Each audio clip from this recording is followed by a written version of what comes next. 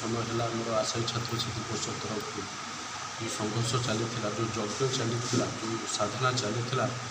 सारा ओडिशार युववर्ग को गोटे सुजोग दि जाऊ जब प्रत्येक मैं भारत वर्षर प्रत्येक स्टेट्रे यदि पिला पाखे 40 42 45 वर्ष पर्यटन सुजोग रोचे गोटे चाकरी एप्लाय करने तेणु कहीं ओडिशार कहीं जो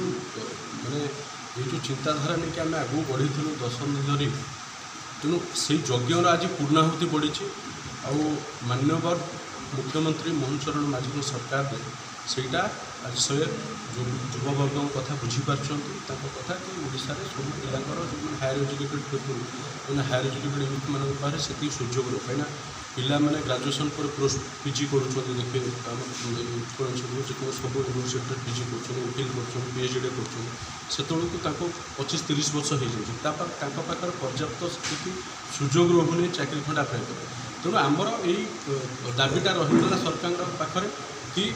ओडिशार पिला से सुजोग रही सारा भारत वर्ष सब स्टेट से पिला सुजोग रोचे आउ द्वितीय कथा है आप देखिए दीर्घ 10-15 वर्ष है निजुक्ति जी ओडिशा बाहर जी निजुक्ति सरकार निजुक्ति बाहर तार जी सब एजेन्सी थे ओपीएससी हो ओडिशा एसएससी हो ओडिशा ट्रिपलएससी हो तर निजुक्ति प्रक्रिया प्रोसेसटा 2 वर्ष 5 वर्ष नौला जो पिला बहुत माने कौन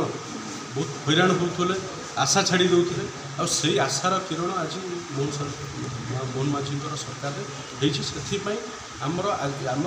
संगठन तरफ आम जो संघर्ष जारी रहता तेणु सेटा जो पूर्णाहुति है से आम सरकार को धन्यवाद दूँ जो मैंने गोटे गोटे बिंदुर गोटे जलबिंदु ही आम सहित लगी रही संघर्ष से बहुत धन्यवाद आ सबुठ बड़ आधार जो रोल प्ले किए करें सी मीडिया बंधु मैंने